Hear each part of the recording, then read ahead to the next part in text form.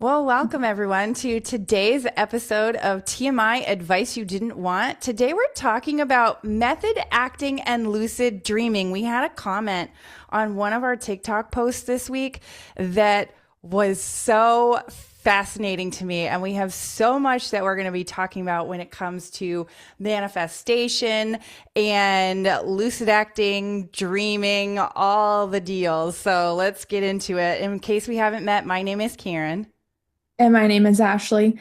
And I absolutely love this because this like fits in so perfectly with the whole idea of being delusional. Yeah. And so many times, whether it's in my own family, I've been doing this journey for a lot longer than obviously my kids and then my partner as well. And there'll be times where I'm like, okay, we're not gonna say things like that. We want to delusionally believe this. And any of them will be like, but this is what's actually happening. It doesn't make sense. So, there's so much power in allowing yourself to be delusional. And I heard recently method acting, and then we've talked about it slightly between the two of us, and that really is a powerful way of looking at it, of being a method actor, because then you don't feel like you're lying to yourself. Exactly. Yeah, that's the piece of the puzzle that's so important. Your brain can't go, "Oh, she's lying." Your Yeah. brain has to go, "Oh, wait a minute. Yeah, that is exactly who I am." Right? Mhm. So, actors do this all the time, okay? Think about this. If you have okay, Heath Ledger is a really good example of that, honestly. Like think of Heath Ledger when he was playing the Joker. He Mhm. lived the Joker. Now, this is probably like a really negative example because he lived it so Yeah. much that he ended up taking his life as a result of it, right? So, but think about what he had to become in order to become that character. And what happened for him is he kind of like lost the line between the actor and or the person in the film and the person in his real life, right? Like he lost that line. And in a sense, we are saying like lose that line. If you're looking to create something really big in your life, lose the Mhm. line between 3D reality. Like I feel like it was this week. My husband said something to me that was like, "Oh, this is what's happening in 3D reality." And I was like, "Fuck my 3D reality." I literally was like, "Nope, I'm over it. I don't want to talk about that because that's not what I'm creating," right? That it's like creating such a delusion around what you want to create, but you also, here's the really big piece of the puzzle too. You have to have one foot in your 3D reality and you have to have one foot in 5D reality. So Mhm. in no way am I saying that if you want to create millions of dollars, do you just blow all your money? Okay? That's actually the opposite of what I'm saying because when you do something like that, you're just being reckless, right? So if you're looking to create that millions, do like what Jim Carrey did, where he wrote a check to himself and he looked at it and he daydreamed about it. And he was like literally consistently obsessed with this is the life I'm creating. And he became that person. And when you become that person, your reality has no other choice but to reflect the person that you've become. Okay. One thing that Dr. Joe says all the time, and I'm constantly talking about him on this podcast, but he's my mentor. So, of course, I'm going to talk about him. But he always is saying, like, you have to believe, behave, become. Okay. That's the process. Believe it, Mhm. behave it, become it. Like you just are. You embody it to the point that it's literally become you've become that person. So it's a process too, okay? Because I know for myself, I have some pretty big wild dreams that I'm looking to Mhm. create in my life, right? And there are days where it's like, and I wouldn't even say days anymore, but it used to be in the past that it would be days that it would be like, oh, it's not going to happen. This is what's actually happening in my 3D reality. Now I'll catch it and be like, we don't think like that no more. that bitch is gone, right? Like I'm done with her. So it's a process to have gotten to this point has been a process because it's that continual catching of yourself and Hmm. continually living in the dream, living as if it's already happened, but keeping your foot in 3D and in the 5D at the same time. This concept took me a long time. This might not make sense to a lot of people because for myself, this concept took me a long time to fully grasp what this actually meant. But once I started to go, oh, okay, I have to like keep one eye open on the 3D and one eye closed, and the eye that's closed is like sitting there dreaming about the reality that like craves, that it knows that it can create. So Hmm. it's about staying in that state for as long as you can. Yeah. Well, and it's really like the 3D that you don't want to pay attention to is your current reality and even more so your past reality Absolutely. or what you don't have in your future kind of thing. So that really plays a part in what is currently going on right now. Yeah. And so your 3D is serving you only in like how are you productively moving through your day, right? That's to me that's the way that the 3D serves you. But when you're looking at your current state of like have I manifested this?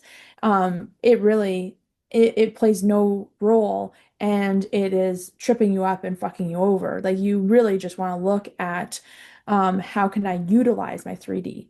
But anything that's currently going on is irrelevant. And that's where the delusional piece comes in. Yeah. And you just really focus on that piece that is the piece that you actually want. Because it's so Hmm. much easier to get sucked in by 3D reality. It's so Hmm. easy that if you go to the doctor and the doctor tells you that you have stage 3 cancer in your breast, it's so easy to go, holy shit, I'm going to die. Like it's so Yeah. much easier to listen to what the doctor's saying than it is to go, Yeah. but wait, what might I learn from this? And Hmm. is there a reality? If I've created this reality where I have this stage 3 cancer, is there also a reality where it doesn't exist? And the answer Hmm. is always yes, because if you've thought it, you've created it in 5D. It's already created in 5D, period, end of story. Now, to bring it into your 3D reality, you have to become that person that does not have that disease. There was a time in your life where you did not have that, right? Yeah. It's Yeah. in your it's been in your field though, right? Mhm. So that's something to think about also. That Yeah. stage 3 cancer has been in your field. Is there a possibility, is there a version of you that doesn't even have that in their field? Not even Hmm. a part of a thought of being in your field.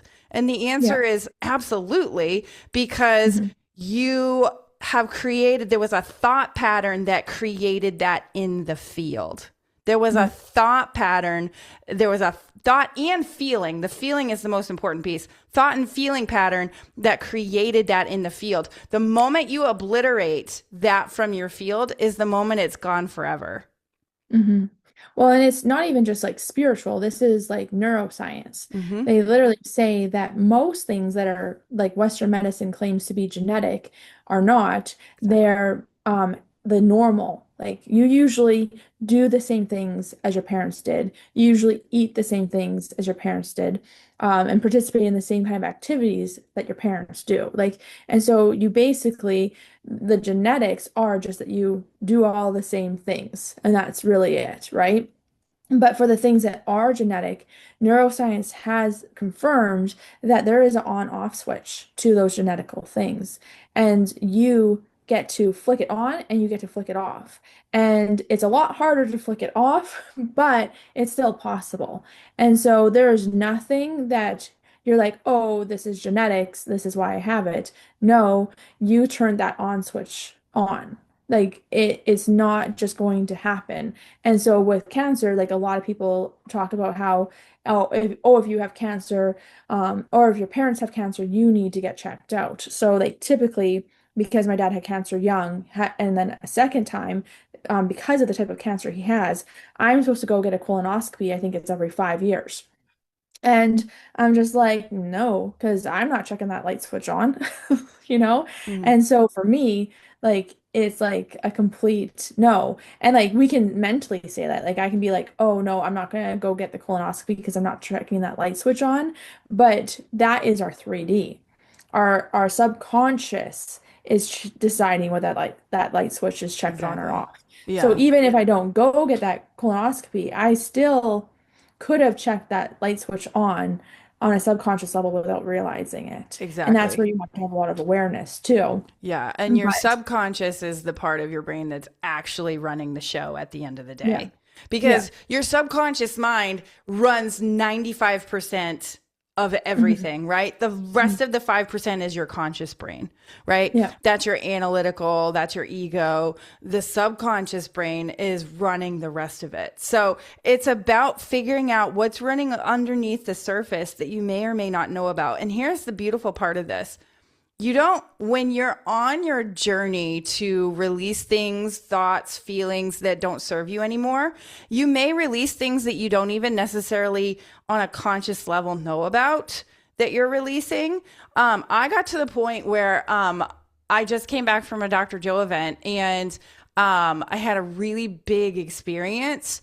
Um, I don't really give a shit what I released. I used to care. I used to be like, "Oh my god, what did I release?" And I would like really like look at it and like, "What does this mean? And what does that mean?" And there's nothing wrong with that, but in some ways it would keep me stuck because if that thing that I thought I had released hadn't changed in my 3D reality, I would start looking for it. And when I'm mhm, looking for it, I'm in lack. And so I yeah, was like, well, that's not working. I can't do that anymore. And so mhm, I got to the point where I was like, well, do I feel good? Yeah, I feel good. Well, then that's all that matters at the end of the day. mhm, And whatever it is that I released, good riddance. I don't need it anymore. I yeah, know you and I have both had a personal or have had mentors in the past that have helped us with personal clearings. And one thing that she does is she does tell you whenever she helps release something from your energetic field.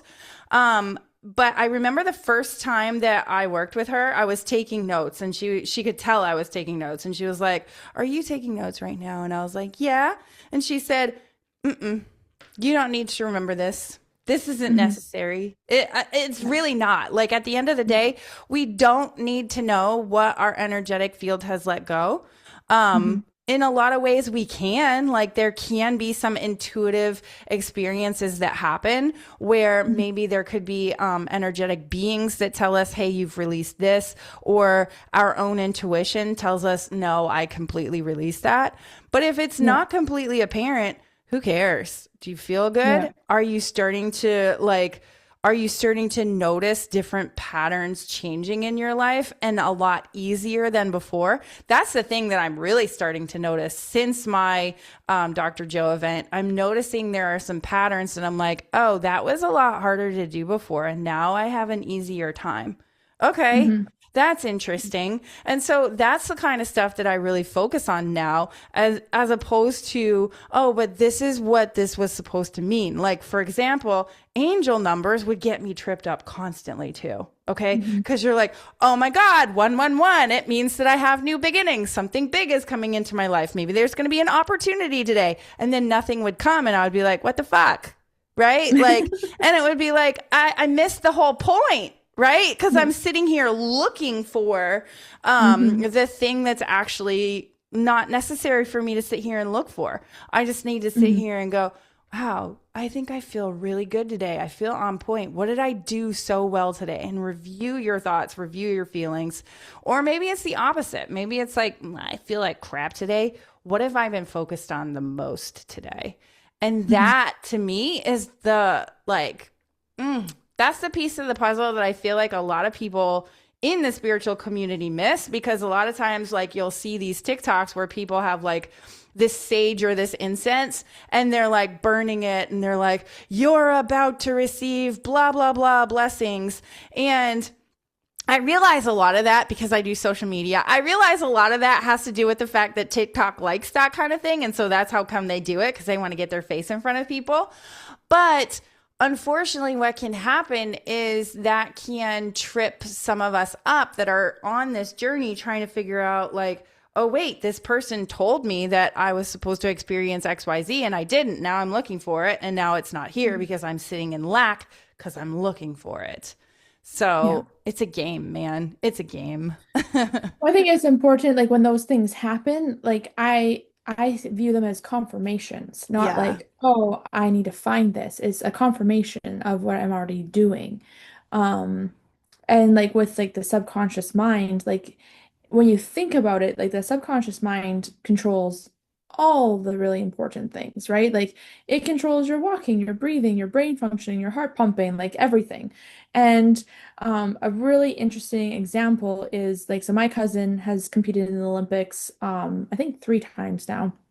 And before he ever got there, he was still in high school and he went to a physiotherapist and they said, "Oh, yeah, you're in line for the Olympics like within the next 2 years, I think he got in. But if you keep on diving the way that you are going to create a back injury." I think it was a back injury. It was some sort of injury and it's going to be bad. Like you have to completely change the way you dive or stop. Mm, And so he literally had to take a complete break to heal the injury. And then he had to start completely over and retrain a completely new way of diving. And for him, it was so subconscious. Like he had been diving since he was a little tiny kid. And so like then to like train that muscle memory, train that subconscious, like it's like any of us having to learn how to walk differently. Like it's or like breathe differently. Some of us do have to do those two things. Like I mhm. know after I had an accident, I had to teach my body to breathe differently. And Honestly, it's really I think hard. that all of us need to teach ourselves to breathe differently because, yeah. Anyways, that's Yeah. a topic for another Yeah. conversation. And it was for me, it was I had collapsed my lungs, so I had Mm, very shallow, like up here breathing. And so I had to teach myself to breathe how I used to breathe. And then I have now know that I know about breath work, I had to teach myself then how to breathe in that way. mhm, But it's definitely hard to learn and control those subconscious behaviors that are going on their own. And when it comes to spirituality, and manifesting, that's the same thing. mhm, We've hardwired our brain since we were in that 2 to 5 year old range. And now we have to go in and consciously pull it apart. mhm. And it's really hard to do that.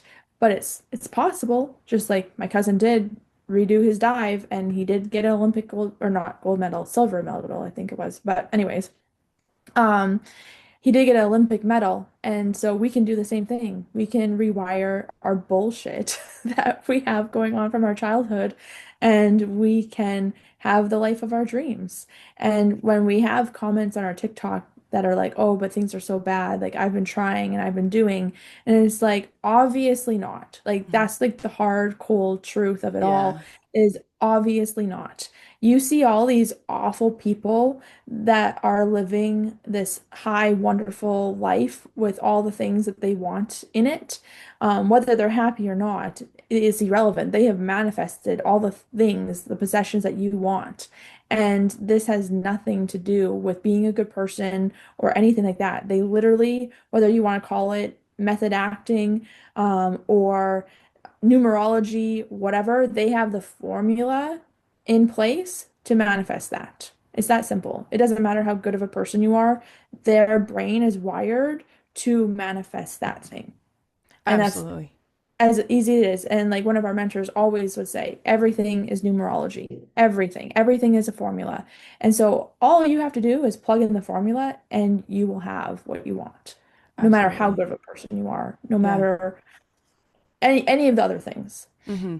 Yeah. And I mean, the thing is that the thoughts and the feelings are the formula, right? Like, if you replace, say you're looking at your life and you're like, I don't like this part of my life, and you really want to change it. Well, how do you actually feel? What are you thinking about that part of your life? Are you completely obsessed with it to the point that you can't figure out, like, this is what happened for me?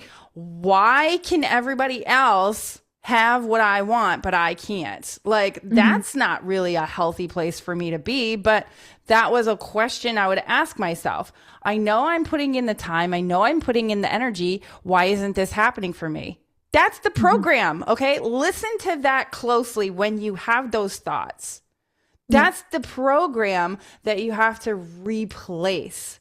Okay. Hmm. So one thing that I started doing when I would notice that I would think that way is I'd be like, man, isn't it great that they have so much? Isn't it great that they've created it? And then recently I had a mentor be like, say something like, well, when you see something that you would like to create, you can say, isn't it great that I know exactly what I want to create? Like you're looking at someone else going, I feel kind of jealous right now. Why the fuck can they have it, but I can't? Isn't it Hmm. great that I know exactly what I want to create? That instantly makes you feel better. And it instantly is like, yeah, that is actually what I want to create. Okay. And you're Yeah. thinking and feeling something completely different as opposed to why the fuck can't it happen for me? Right? Yeah. Just a totally different frequency. Every single thought. Like, I wish I could tell my younger self this sooner, but it is what it is. Every single thought that we have has a frequency. Every Hmm. single feeling that we have has a magnetic attraction coming back to us. Okay? Hmm. Think of that thought as the signal going out and the feeling being the magnet back to you. Okay. Yeah. So you're thinking, oh, why the hell can't I have it? And you're feeling like crap. Maybe you're feeling jealous. You're just going to keep attracting more of that. Hmm. Hello? Like, I wish I could go back to my like past self and say, hey, this is what you're doing. This is what you're missing. And even Yeah. back then, I had heard a lot of this stuff because I had like heard about like manifestation and Dr. Joe like 10 years ago, right? And back then I thought I was doing it. And then as I've sped forward and what I see who I've become, I'm like, God, I didn't know what the hell I was doing. So I Hmm. kind of look at my situation at all times as a fluid thing because I'm like, there's a future me that's going to look back and go, damn girl, you didn't get it then either. Like there's Hmm. always more layers to just continue to peel back again and again and again. And Yeah. let it be that process and don't feel like this was hard for me. Don't feel like it has to be done all at once too, because Yeah. it can be that process. Well, and the thing is, it's telling yourself it is it it is. It has happened. I am. Like it just like convincing yourself of that, you know? I don't know if that makes complete sense, but I was reading a book a couple days ago and it was talking about how Arnold Schwarzenegger came to North America to compete. And they asked him a question about like what was your focus? Like what were you trying to do? And he's just like I knew I was winning. Like it wasn't even a question. It was. He was winning. And there was nothing else to it. And I know there's been times in my life where I'm like, I am winning, and I say that to myself, but it is from a place of need Mm-hmm. versus a place of like absolute. Yeah. And those two things are very, very different. Yeah. And then on top of that, like you will manifest things in ways that you don't want or don't intend by not having that absolute. And there's a line of this because like we've talked about like with Kevin Trudeau, he talks about allowing the universe to bring whatever is in your highest good to you. And that's very true. But there's also then being accepting of that. And I think it plays a role too with our absolute certainty of how much do we believe the universe is going to work out in our highest good. Um, One of my examples of like shit hitting the fan is I never liked my in-laws ever. Like I never enjoyed their company. I never enjoyed watching their interactions with my children. It was always cringe. And I'm an extrovert. I don't have family local to me, and I love to include everyone and everything. Like you will very rarely come to my house where I've invited two people. It's like 20 people. Like that's just how I'm wired and I love it. And so that's what I do. So I always incorporated them in everything, always. And I, in the back of my mind, was like, I really wish I didn't have to. I really wish I didn't live close to them, so I didn't have to be around them and include them in everything. And my kids had some separation from them. And then we had a falling out. And it's very dramatic and not enjoyable either. But I manifested them not being in my life and them not being included. And so, which one would I rather? Definitely this one. I definitely would rather them not being included, but it came with messiness. So I have to clean up my Defense. formula of the universe working in my manifestation's highest good and clean it up a little bit so that it's not dramatic and it's just simply in my highest good. Yeah, yeah. And it comes down to, this is something I look at for myself all the time. It comes down to, do I have an addiction in some way to drama? I really had to look at this when it came to like the hospital. Am I addicted in some way to the drama that that place brings? And that was a really difficult question to answer, because the answer was, yeah, I do. On some level, I do have an addiction to that drama. And so as you kind of process that, you're like, okay, well, if I do, and my 3D reality says that I do, then what could I do differently so that I don't continue to get sucked into the drama? So I found myself at work, when people would complain in the past, would find myself, oh yeah, I can't believe that. And like continuing the conversation just a little bit, right? Mm-hmm. And I realized that I'm still continuing the drama there, right? I'm continuing the complaint. I'm continuing the whatever that we're talking about. Like think about the things that like maybe you talk about at work, right? Like people will be like, "Up Monday morning," like if you add into that conversation, or you even have a thought in your head or a feeling in your body that says, yeah, ew, you're continuing the drama. Ouch. Mm-hmm. Like when I really looked at that, I was like, oh, I am addicted to drama. I don't want to Mm-hmm. be addicted to drama. So I really started to look at when people would say things to me, I would kind of look at what was my external response, yes, but what more importantly was my internal response that I might be masking from people. Because I would definitely say that us as adults are really good at masking. So really figure out what those feelings are underneath. So Mm-hmm. instead of going, oh my God, it's Monday, because I will generally work on Fridays, but occasionally I'll work on Mondays. And there will be a conversation like constantly when it's Monday. Like it's a thing that comes up all the time, Yeah. where people Yeah. will bitch about it's Monday. And I'm like, isn't it great to be here? And while it's really corny and kind of sounds cringy, it actually makes you feel better when you do stuff like that. Instead of getting Yeah. sucked into the drama of the situation, yeah, you're right, it is Mm-hmm. Monday. I don't necessarily want to be here, right? Like instead of going down that path, what's another thought and another feeling? Okay. Like, and it has to be something that you can actually believe. Okay. Mm-hmm. So the believe, behave, become starts with believe. Okay. So Yeah. what do you believe about your situation? Mm-hmm. Okay. And so when you figure out a way that you can actually believe this thing, like, okay, so let's go back to the example of jealousy. I know I'm all over the place with examples today, but I feel like this one really, like, this embodied me for a long time. This really ate me up.